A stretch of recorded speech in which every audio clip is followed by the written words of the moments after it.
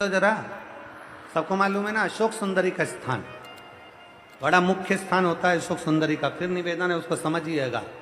शिवलिंग के जलाधारी में जो सामने स्थान होता है उसके बीच में एक मोटी सी लाइन होती है, वो अशोक सुंदरी का स्थान होता है। इधर षडानंद कार्तिकेय, इधर गणेश जी, ये पार्वती जी का हस्तकमल, ये शंकर जी का शिवलिंग।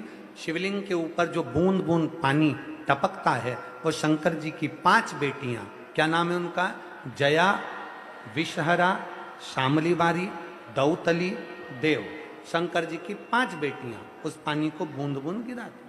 अशोक सुंदरी का जो स्थान है वो बड़ा मूल है, बहुत मूल।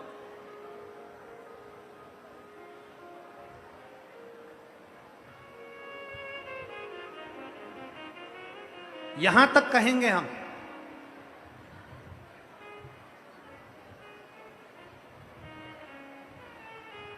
शरद पूर्णिमा से कार्तिक पूर्णिमा के बीच में, शरद पूर्णिमा से कार्तिक पूर्णिमा के बीच में प्रयास करना। दुकान नहीं चल रही हो, व्यापार नहीं हो रहा हो, तकलीफें बहुत ज्यादा हो, घर में क्लेश जाता हो, अशांति ज्यादा हो, पैसे नहीं आ रहे हो, 1 रुपया कमा रहे 100 रुपये खर्च हो रहा है, बहुत टेंशन है, तो शरद पूर्णिमा से कार्तिक पूर्णिमा तक एक हल्दी और कुंकू, ये थोड़ा सा मंदिर में लेकर जाइए। हल्दी और कुंकू जरा जरा सा ले जाओ। अशोक सुंदरी वाली जगह पर पहले शंकर जी पे जल चढ़ा दो, अशोक सुंदरी वाली जगह पे जल चढ़ा दो, और वह हल्दी और कुंकू की एक एक बिंदी अशोक सुंदरी वाली जगह पर अपनी कामना कर कर लगा कर आओ। उसी में से वो हाथ जो तुम्हारा गीला है कंकु हल्दी का, वही हाथ लाओ, घर में प्रवेश करते समय अपनी देहली पर थोड़ा सा लगा दीजिए।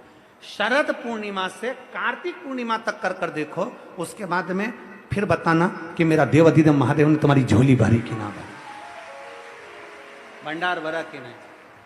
शरद पूर्णिमा से कार्तिक पूर्णिमा के भीतर 1 महीना, कार्तिक का महीना भगवान शंकर की अविरल भक्ति का महीना है। षडानंद कार्तिक का महीना, कार्तिक का महीना मतलब भगवान शंकर के पुत्र कार्तिकेय महाराज का महीना है। शुगर ऊपर नीचे हो रहा हो, जिसको इंसुलिन लग रहे हो शुगर के, या आंखों से दिखना कम हो गया हो, नेत्र ज्योति कम हो गई हो, तो उनसे निवेदन है, ये हाथ की ये यहां से देखो, हाथ की ये पोर से लेकर ये दूसरे नंबर का जो पोर है, 1 पोर 2 पोर, ये यहां तक का जो पोर है, इतनी बड़ी एक बेलपत्र, इससे बड़ी बेलपत्र ना लीजिए। आप लोग एलईडी पर देख सकते हो, आस्था चैनल पर देख, इससे बड़ी बेलपत्र ना लीजिए, बस इतनी बड़ी बेलपत्र, ये 2 कोर के बराबर बेलपत्र लेकर अशोक सुंदरी वाली जगह पर रखकर, जो पानी का लोटा है, जल का पात्र है, लोटा है, कलश है, उस बेलपत्र वाली जगह पर शंकर जी को जल, समझिए जरा, ये शिवलिंग है, ये जलाधारी है, ये जलाधारी, तो शंकर जी पर जल चढ़ाएं तो बेलपत्र जो छोटी वाली है 2 कोर की, वो बेलपत्र यहां अशोक सुंदरी वाली जगह पर रखना है। और शिव जी को जब जल चढ़ाएं तो जल उत्तर की ओर मुख कर कर चढ़ाइए, और जल चढ़ाते चढ़ाते वही जल का पात्र पानी चढ़ाते चढ़ाते अशोक सुंदरी पर लेकर आइए, और वहां पर 3 बार पानी को गिरा दीजिए, केवल 3 बार।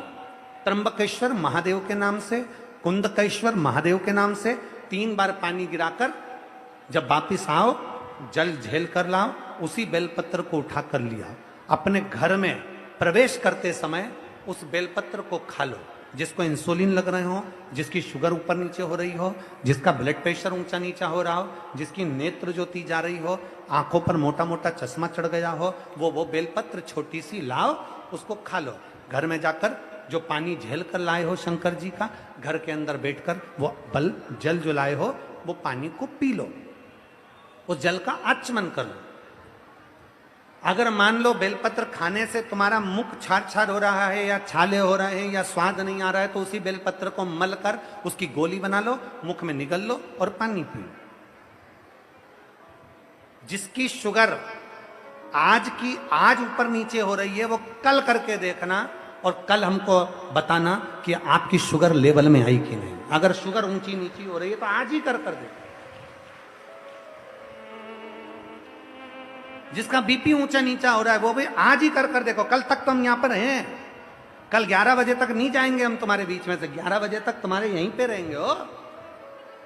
कल कर देखो कि हमारी बीपी गड़बड़ हो रही है, हमारी शुगर गड़बड़ हो रही है, ऊंची नीची हो रही है, एक बेलपत्र और क्या आकृति की अशोक सुंदरी वाली जगह पे चढ़ाकर उत्तर की ओर मुख कर जल चढ़ाते हुए वही पानी अशोक सुंदरी की ओर 3 बार गिराते हुए त्र्यंबक के नाम से, कुंदकेश्वर महादेव के नाम से, और वही बेलपत्र लेकर आ जाओ, पानी झेल कर लिया। बेलपत्र घर में प्रवेश करते करते उसको खा लीजिए, पानी घर में बैठकर आचमन कर लीजिए, बाबा देवाधिदेव महादेव कुंदकेश्वर का नाम लीजिए। मेरा कुंदकेश्वर महादेव आपको सुरक्षा अवश्य प्रदान करता है, अवश्य।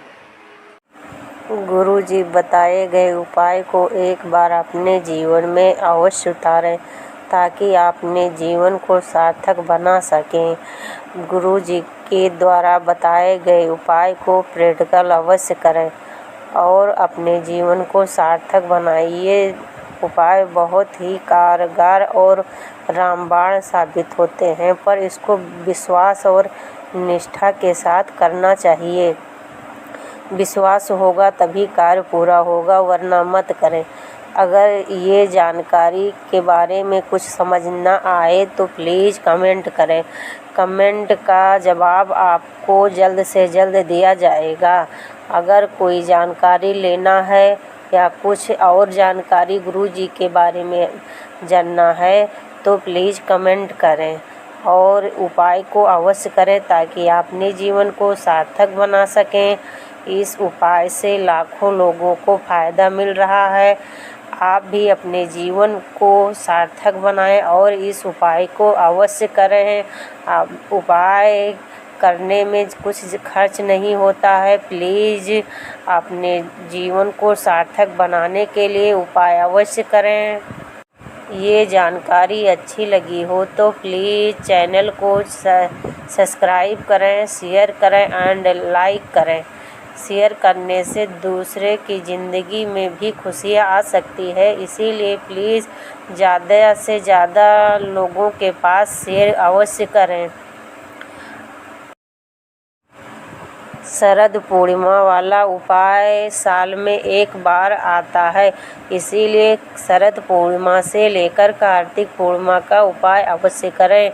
मात्र 2 बिंदी लगाने से जीवन में बहुत सारी खुशियाँ आ सकती है, इसीलिए आप प्लीज़ इस उपाय को प्रैक्टिकल अवश्य करें और दूसरों को भी प्रेरित करें प्रैक्टिकल करने के लिए, ताकि तमाम जीवन में जो समस्याएं हैं ख़त्म हो सकती हैं भोलेनाथ की कृपा से।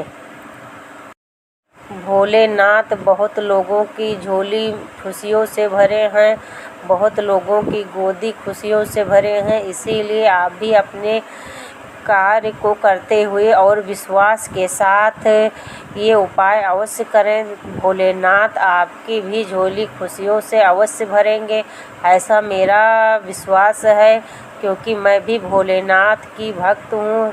श्री शिवाय नमस्तुभ्यम हर हर महादेव। श्री शिवाय नमस्तुभ्यम हर हर महादेव। श्री शिवाय नमस्तुभ्यम हर हर महादेव।